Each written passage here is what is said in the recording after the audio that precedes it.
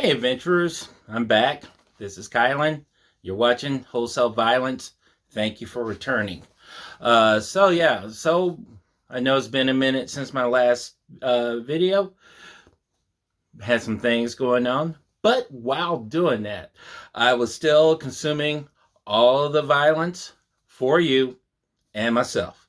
That being said, um, when I first did this video, first started this, I said I was going to be looking at games, movies, um, and books, of course. So I'm a huge reader. And so while doing that, a few months ago, I came across a book that was mentioned in one of the groups I'm in.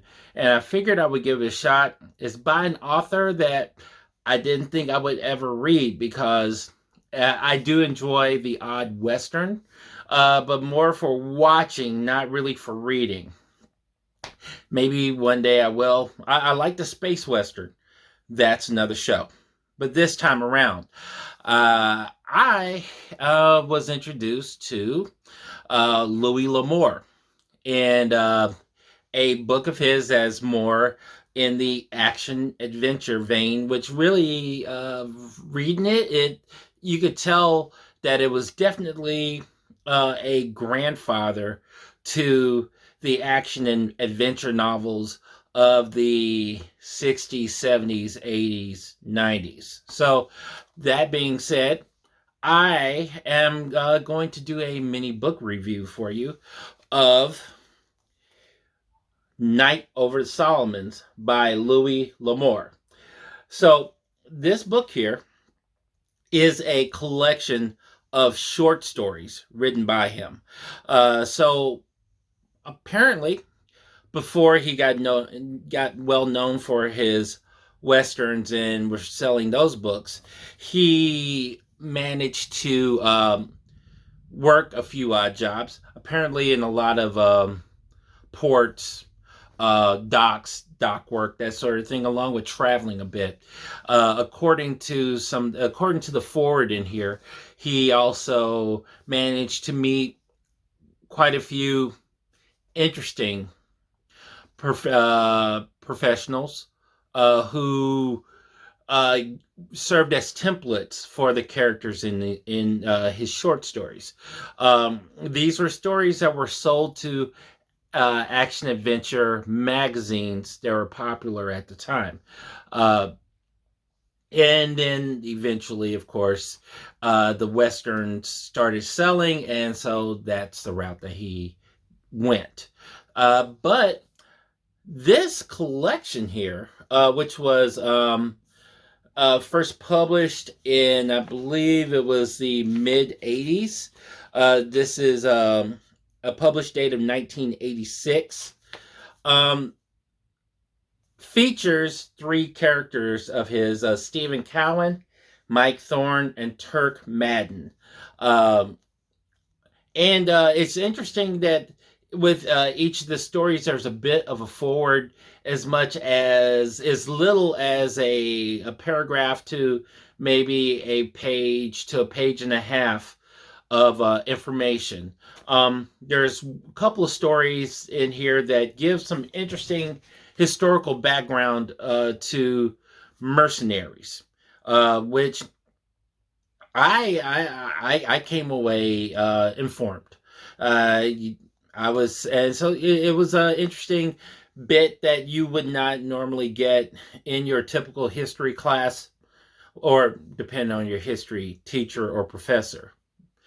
I never got that this particular bit of information, and so it really fleshed out the world that these characters live in, and also who these characters are.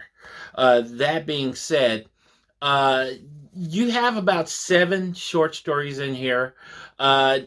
Something to remember is, with this being an older book, this book was written somewhere around World War II, so the stories are taking place either just before, or just before, during, or just after World War II. But these are taking place either in the South Pacific or South America, uh, which are interesting locations for these stories. I will tell you that the stories read like a mix of Indiana Jones and Tales of the Gold Monkey. Uh, for those of you who are wondering what exactly is Tales of the Gold Monkey, go to YouTube. It's there.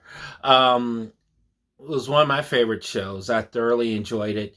I believe it's available on DVD, possibly Blu-ray.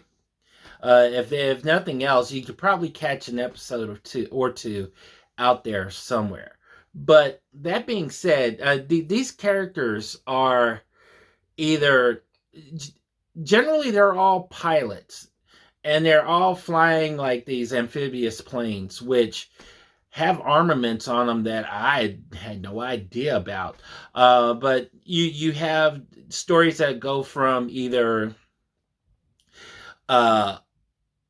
searching for treasure to fighting against the Axis powers, to just coming across really bad people.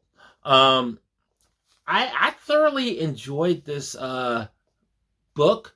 I kind of can rip through these pretty quickly, but mind you, with this being an older book, even though this particular copy it clocks in at 175 pages, the print is pretty small. So actually, if it was printed to today's standards, you're probably looking at I would say closer to 200, maybe 210 pages.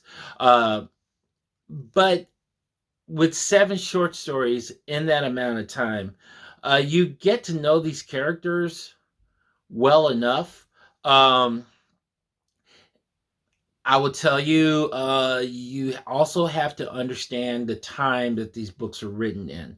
So there may be some terminology that would be off-putting, but at the same time, I don't know. I'm one of those people that if I'm reading a book, and especially if it's a book from a certain time period, not that I necessarily suspend that. I just read the book with that filter in place.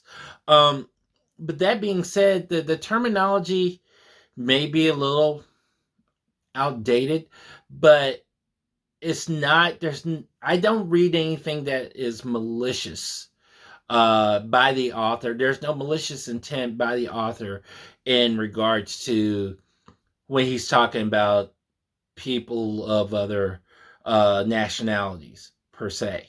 Although I would tell you, he's certainly not a fan of the Nazis, so I will say that. That being said, if you're looking for something different, and if Louis L'Amour wouldn't necessarily be on your radar because you're not into westerns, I get it, but give this book a shot. You got 7 stories here. I believe 3 of the stories feature Turk Madden alone. So apparently he wrote several stories featuring this particular character. I did a little bit of research and looks like that was the case. I don't know if Turk shows up in any other collections, unless there are other collections out there specifically of Louis L'Amour's action adventure stories. But this right here is a great overview of everything that he's done.